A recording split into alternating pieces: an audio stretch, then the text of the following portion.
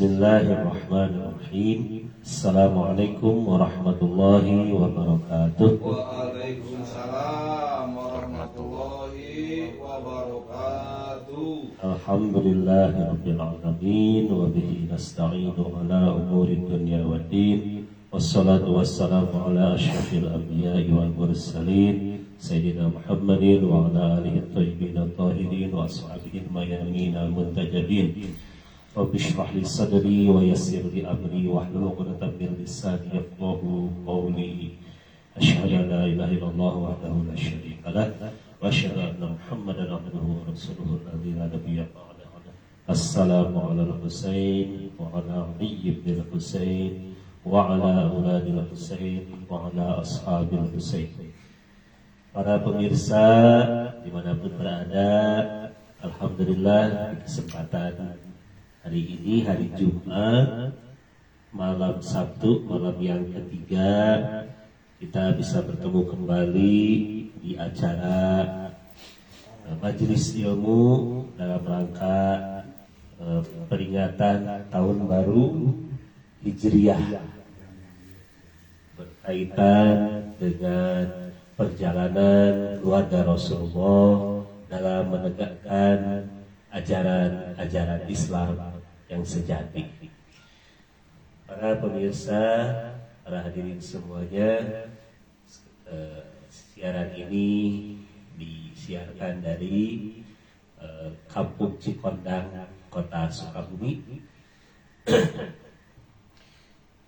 di mana setiap malam kita berkeliling ya, dari kampung ke kampung, dari tempat yang lain dalam rangka kita ingin mendapat berkah dari perjalanan bulan Muharram yang mulia ini.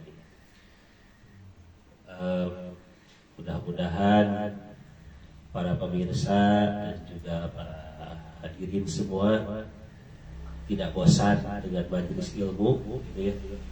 Karena ada beberapa kemungkinan dalam pengajian itu. Satu, pengajarnya semangat, tapi mustaminya bosan. Kedua, mustaminya yang semangat, pengajarnya yang bosan. Gitu. Ketiga, sama-sama semangat. Dan yang keempat, sama-sama bosan. Gitu ya. Dan di dalam hadis-hadis itu kita menemukan bahwa memang Rasulullah itu tidak setiap waktu pengajian, ayo ngaji gitu ya. Ketemu dengan Rasulullah itu tidak selalu terus dalam bentuk pengajian. Ada ngobrol santainya, ada bercandanya, gitu. Jadi variatif gitu ya. Dan kadang ada diliburkannya gitu, pengajian itu. Jadi ini adalah sebagai sebuah pelajaran bahwa menjaga ritme semangat belajar itu penting gitu ya. Gitu. Dan mudah-mudahan kita semua dalam berbagai keterbatasan, dengan sisa waktu, sisa tenaga yang kita miliki, meskipun sedikit yang diuraikan, tetapi itu bisa menjadi ilmu yang bermanfaat khususnya buat yang menyampaikan, gitu ya. Dan saya sekali lagi memberikan kesempatan seluas-luasnya para ikhwan, para guru semuanya untuk bisa mengisi juga majelis-majelis ilmu seperti ini. Saudara-saudara sekalian, di kesempatan hari ini saya punya literasi itu bacaan yang rutin dibaca itu meskipun tidak setiap saat, tapi ada bahasa Sunda itu hanca ya, ada yang dituliskan. Ini salah satunya adalah kitab hadis dari ya, Uyunul Akhbar Ar-Ridho alaihissalam.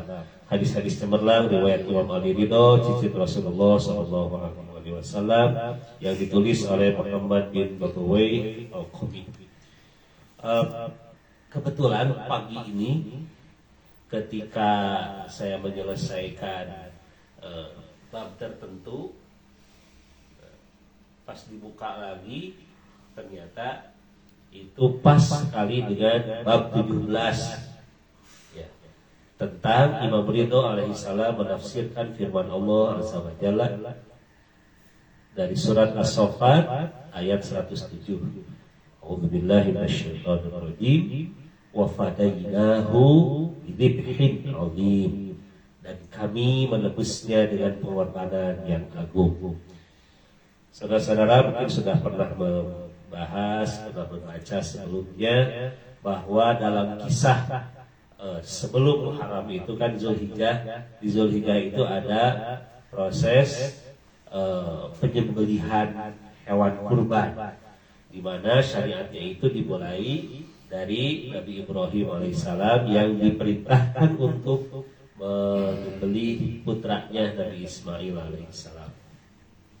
Ketika pisaunya sudah nempel ke leher, kemudian sudah apa bahasa sudah itu sakereselen gitu ya. Kemudian tiba-tiba yang mengucur darahnya itu adalah bukan Nabi Ismail alaihissalam, tetapi seekor kibas domba besar. Maka ayat Qur'annya itu adalah wa fadainahu bidzibhin 'adzim.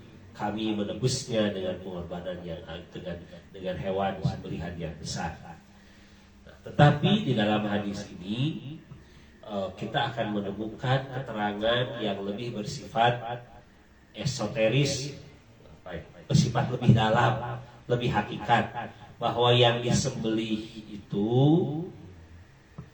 bukan sekedar domba yang besar gitu. Al-'adzim itu artinya bisa berarti besar ataupun agung gitu ya.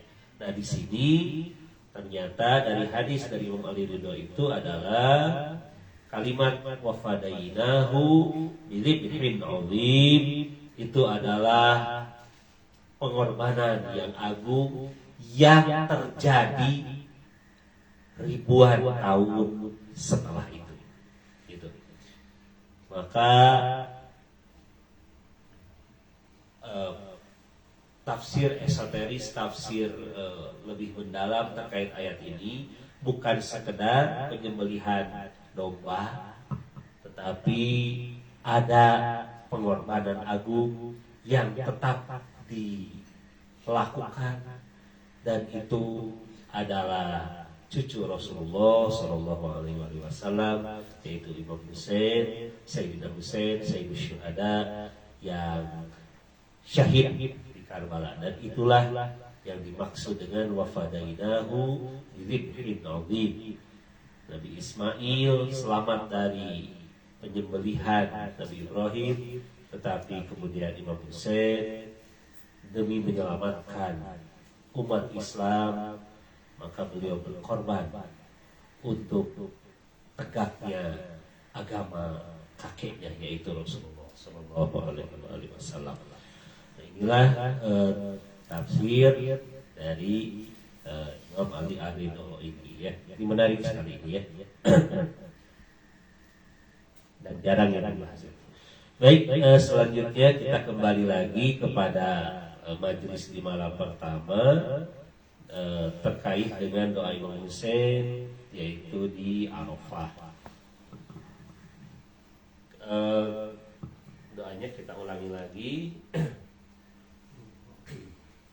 Allahumma ij'al ghinaya fi nafsi, ya Allah jadikanlah kekayaanku di dalam diriku, wal yaqina fi qalbi, keyakinan di dalam hatiku.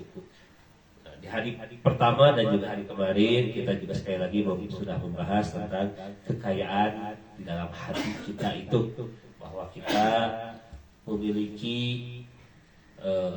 self esteem begitu ya, memiliki harga diri, bahwa kita itu hanya ingin mendapatkan kekayaan yang halal dari Allah dan kekayaan jiwa kita, akal kita yang sehat. gitu ya. Pemikiran kita yang benar dan tidak bergantung kepada apapun kecuali kepada Allah. Kita menjauhi sifat materialisme. Nah, kemudian yang beliau minta berikutnya adalah wal yaqina fi qalbi. Ya Allah, jadikanlah keyakinan di dalam hatiku. Nah, saya teringat dengan satu organisasi yang menjadikan apa namanya apa disebut simbol atau apa ya itu HMI itu Yakuza ya. Yakuza jargon Yakuza. Kalau ini bukan pakai huruf Z ya, kalau pakai huruf Z itu adalah organisasi mafia di Jepang gitu, Yakuza gitu ya. Itu mah Yakuza singkatan dari yakin usaha sampai gitu ya. Yakin usaha sampai. Ya mungkin Sadikri yang menjadi HMI bahkan menjadi seorang narasumber gitu ya, bisa lebih menjelaskan mengenai hal ini. Tetapi dari kalimat itu sendiri saya merasakan ada semacam optimisme. Coba yakin usaha sampai. Jadi ketika melakukan sesuatu itu ya akan sampai ke finish gitu. Seperti ketika kita bangun rumah, orang-orang tua ya, para senior banyak yang mengingatkan kepada saya. Pertama ketika awal menikah atau saya sebelum menikah gitu ya, itu ada kalimat yang menyindir dari guru senior itu ya. Dulu waktu saya ngajar di Pasundan Cianjur, di SMA Pasundan Cianjur, Pasundan 2 ya. Itu ada guru matematika gitu. Beliau bilang, kamu itu harus malu sama burung pipit. Bahasa Sunda teh, maneh kudu era ku manuk piit gitu. Kunaon? Manuk piit mah pasti boga imah gitu. Meskipun sederhana, dari itu filosofi yang dikembangkan berarti keluarga yang membentuk rumah tangga itu ada optimisme, ada goal yang ingin dicapai berupa tempat tinggal. Entah itu tempat tinggalnya seperti apa, tapi kudu aya gitu. Kudu aya. Oh iya. Nah itu mungkin contoh yakin usaha sampai gitu ya. Jadi kita akan melangkah sesuatu itu, tujuan terakhirnya sudah tergambarkan gitu. Dalam pelatihan manajemen biasanya juga diajarkan misalkan Stephen R. Covey itu dalam The 7 Habits of Highly Effective People, saya masih ada bukunya, dan buku itu adalah pinjaman dari teman saya dan belum saya bawakan. Sudah berpuluh tahun ya, dari teman saya Dian Hermawan yang ada di Jogja ya. Salah satu prinsipnya itu adalah 7 prinsip orang yang sangat efektif adalah beginning from the end gitu ya. Memulai dari yang akhir gitu. Memulai dari yang akhir. Gimana ceritanya? Memulai itu bukan dari awal tapi dari akhir.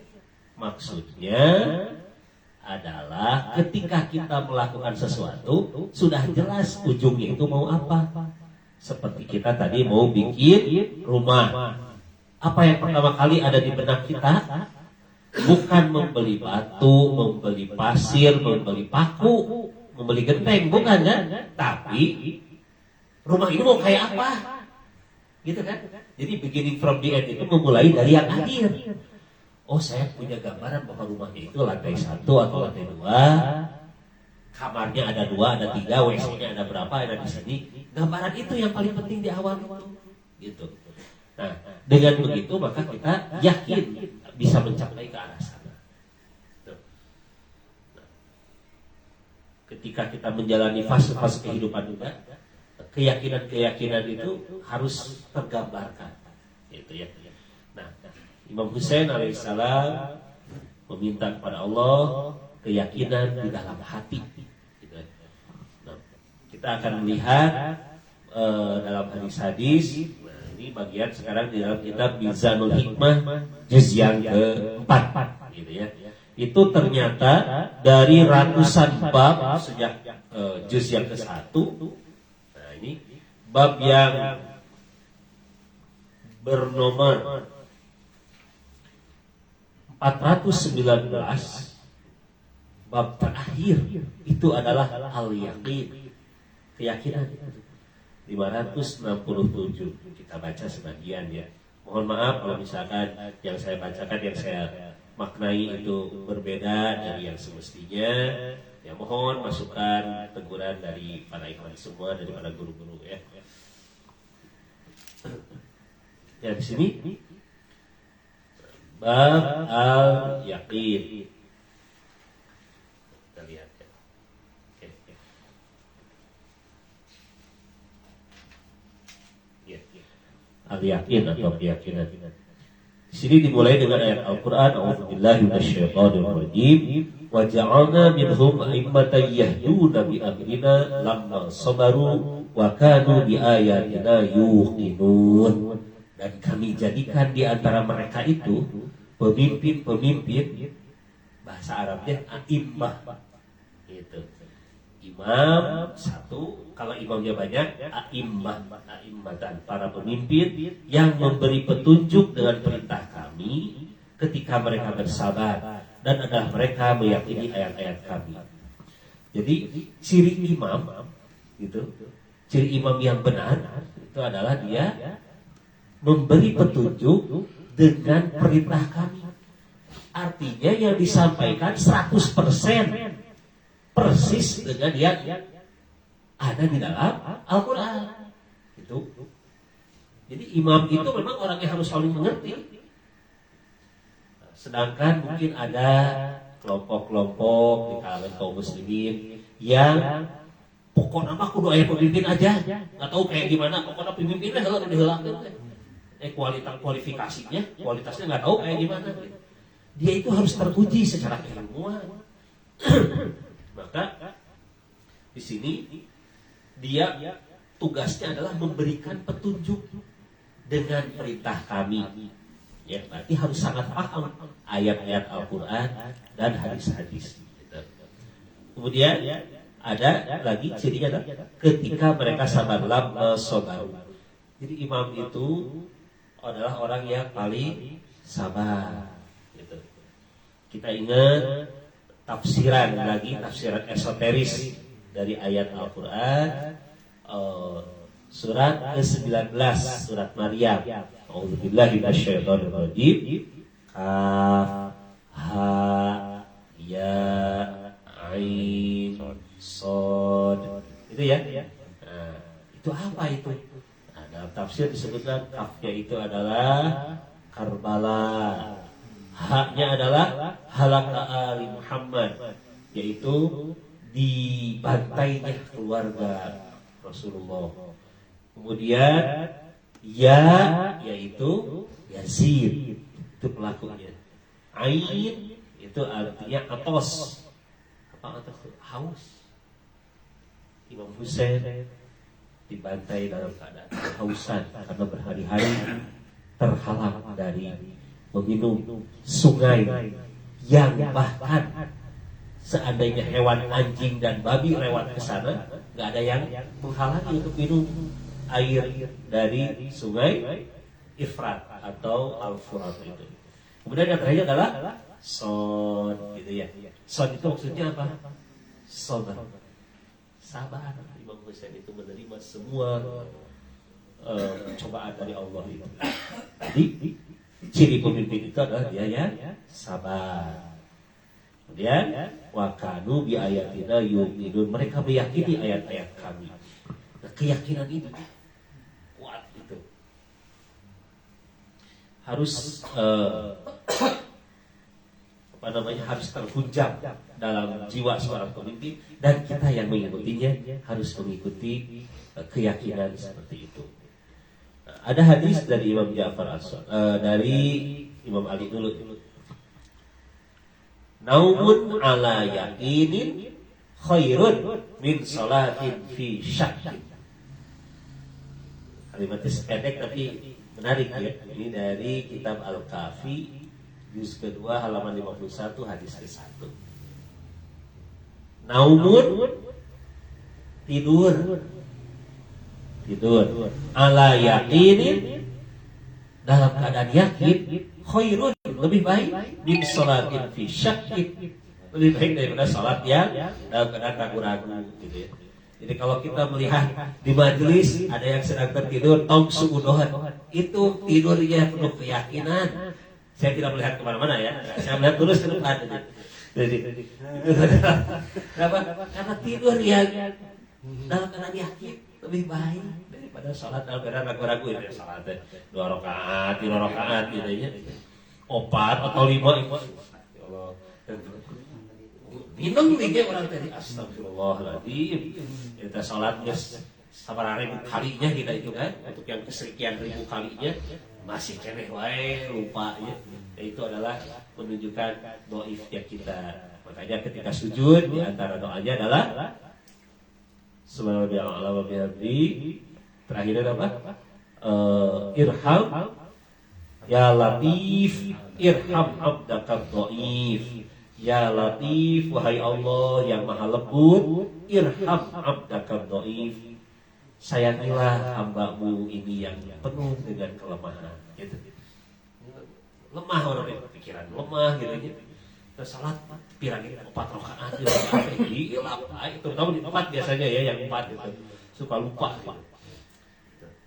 Tapi hutang ka batur boga hutang ka orang atau pernah pokok gitu. Padahal udah bertahun-tahun gitu. Nah, selalu teringat gitu, karena dia belum bayar kita. Nah, ini tidur dalam keadaan yakin lebih baik. Makanya kalau kita punya keyakinan kepada Allah, keyakinan kepada nubuwah Rasulullah, keyakinan kepada wilayah Amirul Mukminin wa a'immah alaihi wassalam, mudah-mudahan tidur itu yang lebih baik gitu ya. Tidurnya juga bernilai ibadah. Baik. Kemudian dari hadis Imam Ja'far As-Shadiq, innal imana afdalu minal Islam. Sesungguhnya iman itu lebih utama daripada Islam. Wa innal yaqina afdalu minal iman. Dan yakin lebih utama daripada iman. Wa ma min syai'in azzu minal yaqin. Tidak ada sesuatu apapun yang lebih mulia daripada yakin. Tuh. Jadi levelnya itu Islam, iman, yakin gitu. Jadi keyakinan itu di atas keimanan ternyata. Dan ini pasti berat. Maka untuk mencapai keyakinan itu perlu proses gitu. Imam Husain berdoa. Kalau orang-orang suci berdoa itu kan sebetulnya contohnya Quran. Ketika beliau berdoa misalnya, ya Allah, ampunilah hambamu yang penuh dengan dosa ini. Bukan mereka yang punya dosa, tapi ngingetan ke orang. Tapi mereka pasti akan merasa selalu penuh dosa meskipun orang suci. Nah, kita lah yang dituju oleh doa itu. Gitu maksudnya ya. Kurang lebih demikian. Jadi tadi Islam, iman, yakin. Imam Husain meminta, ya Allah, aku mohon keyakinan dalam hatiku. Sudah yakin. Rasulullah sudah yakin. Kita yang belum yakin. Kadang-kadang keyakinan kita yazidu wa yanqus. Maka sekali lagi di dalam doa dari Arafah itu, maka kita semua meneguhkan kembali hal-hal yang dijalani di dalam kehidupan itu semata-mata itu kita untuk lebih meyakini bahwa ayat-ayat Allah itu adalah benar, bahwa janjinya itu benar, bahwa yang dicontohkan oleh Rasulullah dan keluarganya itu pasti benar. Kudu yakin. Apa yang mereka suruh pasti ada manfaatnya, meskipun kita belum bisa melaksanakan seluruhnya. Apa yang mereka larang pasti itu ada keburukannya, meskipun kita belum bisa menjauhinya, gitu ya. Nah, ini prinsip yang harus kita berusaha jalani supaya kita dalam proses itu terus-menerus menuju kepada kesempurnaan. Dan sebagai penutup, salah satu contoh kita masih menyambung kepada kisah-kisah para sahabat Imam Husain yang setia. Itu adalah di antara orang yang syahid pertama kali itu adalah Al-Hur, Al-Hur Ar-Riyahi. Kita sudah tahu bagaimana kisahnya, tapi mungkin ada baiknya kita dengarkan juga bagaimana kisah dari Al-Hur ini. Mau membacakan? Baca. Sini. Baca saja. Belajar ada. Pikiran salah ngomong aja, dipangker aja. Iya, sebentar. Dari sini ya, sebentar. Saya kecilkan dulu. Pada ngutul mereknya. Saya carikan dulu ya. Hari itu. Malam bagaimana? Yakin. Malam begadang.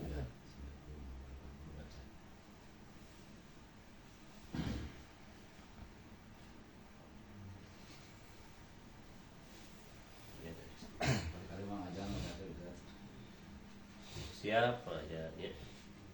Nah, dari sini. Bacanya dari sini. Ini riwayatkan. Ini ya.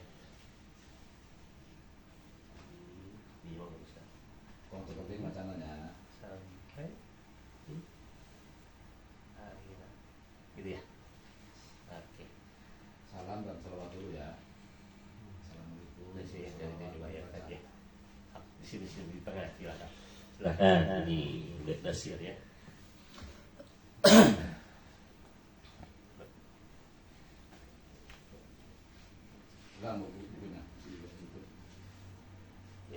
Assalamualaikum warahmatullahi wabarakatuh. Waalaikumsalam warahmatullahi wabarakatuh.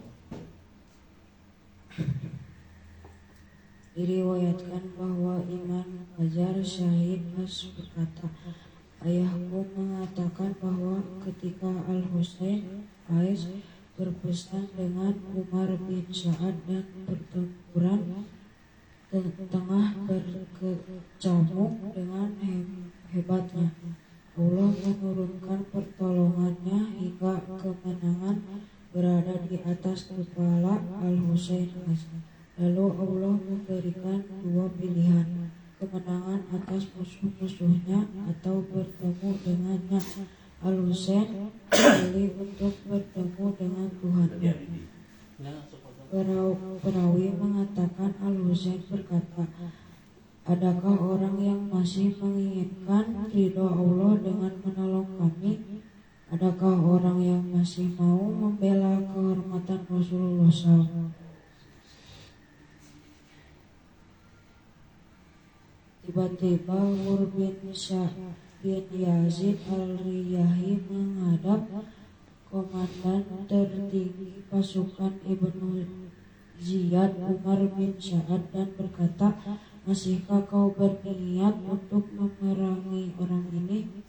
Umar menjawab, tentu aku akan terus memeranginya, minimal sampai kepalanya melayang dan jari-jari tangannya terpotong. Hur pagi meninggalkan Ibnu Sa'ad dan menyendiri sedang badannya menggigil. Muhajir bin Aus yang menyaksikan pemandangan aneh ini berkata, demi Allah aku bingung melihat keadaanmu. ini. Padahal jika ada orang yang bertanya, siapakah orang kupah yang paling berani, aku akan dengan mantap menjawab bahwa orang itu adalah kau. Apa gerangan yang terjadi padamu? Hur menjawab, demi Allah aku dihadapkan pada dua pilihan, surga atau neraka.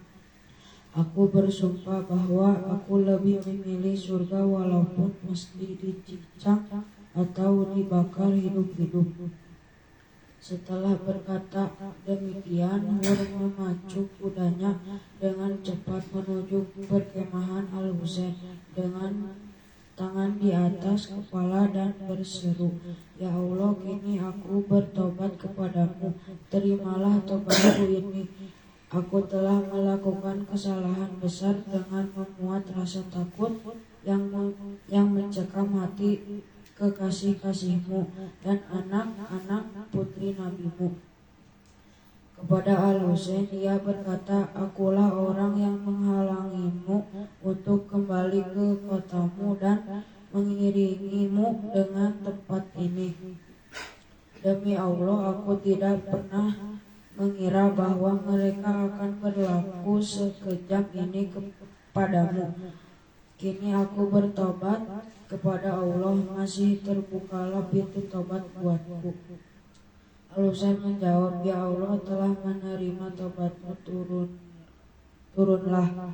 Hur berkata, "Lebih baik aku berada di atas punggung kudaku dan bertempur membelamu daripada berjalan kaki, karena bila aku turun mereka akan langsung membunuhku." Katanya lagi, "Jika aku merupakan orang pertama yang menghadangmu, izinkan aku untuk menjadi orang pertama yang gugur dari barisanmu. Aku berharap dapat menjabat tangan kakekmu Rasulullah SAW di hari kiamat kelak." Al-Husain mengizinkannya. Kini Hur berada di tengah-tengah medan laga dan bertempur dengan sengitnya hingga berhasil membuat beberapa jagoan musuh terkapar di tanah. Tapi ia pun gugur sebagai pahlawan. Biasanya dibawa ke perkemahan Al-Husain sambil membersihkan wajah Hur dari debu dan tanah. Imam berkata, "Kau Hur, merdeka seperti nama yang ibumu berikan. Engkau bebas dan merdeka di dunia dan akhirat." Assalamualaikum warahmatullahi wabarakatuh. Terima kasih atas pembacaan makrar Imam Husain di hari ketiga ini, yaitu berkaitan dengan sahabat Imam Husain yang pertama syahid, yaitu Al-Hur bin Yazid Al-Ardiyahi. Beliau betul-betul dalam posisi itu adalah keyakinan, yakin di depan matanya itu ini surga, ini neraka, gitu. Yakin. Sekarang coba kita terapkan. Ketika Palestina dijajah puluhan tahun, 70 tahun, gitu. Kemudian Palestina dibantu oleh negara Iran, kemudian Iran diserang oleh Israel, Iran diserang oleh Amerika, sponsor utamanya. Pada posisi itu ternyata banyak kaum muslimin yang gak yakin mana yang benar, mana yang salah. Sebenarnya salah, gitu ya. Luar biasa ya. Tidak punya keyakinan seperti itu. Padahal kita tuh yakin, terlihat di mata kita, di depan kita, mana surga, mana neraka, mana yang benar, mana yang salah, mana yang zalim, mana yang dizalimi. Al-Hur dengan penuh keyakinan akhirnya merasa bersalah telah membawa Imam Husain, meskipun beliau tidak melakukan kekasaran, tapi beliau menyadari akhirnya, ya inilah saatnya aku memilih surga, saatnya aku bertobat kepada Allah, aku ingin menebus kesalahanku sehingga beliau menghadap kepada Prof. Hussein. Yang diambil narasinya adalah dari Said Ibnu Tawus ya, ini kisah yang sangat lengkap. Maka beliau memohon kepada Allah melalui Prof. Hussein agar diampuni dosa-dosanya dan menebusnya itu dengan meraih surga dan syahadah. Dan Imam Hussein mengizinkannya, dan tadi disebutkan setelah beliau berhasil membunuh beberapa musuh, kemudian karena banyak gitu ya, bayangkan saja 72 atau 83 orang melawan 4.000, ada yang riwayat sampai 30.000 gitu. Itu secara manusiawi pasti kalah lah gitu. Maka Imam Hussein membersihkan wajahnya dari debu dan darah sambil memberikan pujian. Betul lah apa yang dikatakan oleh ibu, pantaslah ibumu memberikan nama itu. Kau sesuai dengan nama yang diberikan oleh ibumu, Al-Hur. Kau merdeka, kau bahasa kita itu, kau penuh keyakinan gitu. Bisa memilih mana yang benar mana yang salah dan tahu resikonya gitu. Karena tadi yakin usaha sampai, yakin akan syahadah, yakin akan kebenaran, yakin akan petunjuk yang dibawa oleh Rasulullah dan sekarang dibawa oleh Imam Hussein. Maka beliau tidak ragu-ragu lagi untuk memilih jalan syahadah sebagai pembuktian kemerdekaan dirinya. Mudah-mudahan saudara-saudara, Allahumma salli ala sayyidina Muhammad wa ala sayyidina Muhammad. Allahumma salli ala sayyidina Muhammad. Allahumma salli ala sayyidina Muhammad. Mudah-mudahan saudara-saudara sekalian, saya mengingatkan pada diri pribadi supaya kita hidup ini jangan banyak was-was, jangan banyak syakwa sangka gitu ya, jangan banyak keburukan-keburukan, tapi kita berjalanlah dengan penuh keyakinan di jalan Allah dan Rasulnya. Insya Allah hidup kita akan lebih berkah. Insya Allah hidup kita akan selalu ada solusi dari berbagai permasalahan. Semoga majelis yang ketiga ini sekali lagi memberikan kepada kita secercah cahaya untuk bisa kita pegang, sehingga cahaya itu akan menerangi kita terus di dalam kehidupan ini.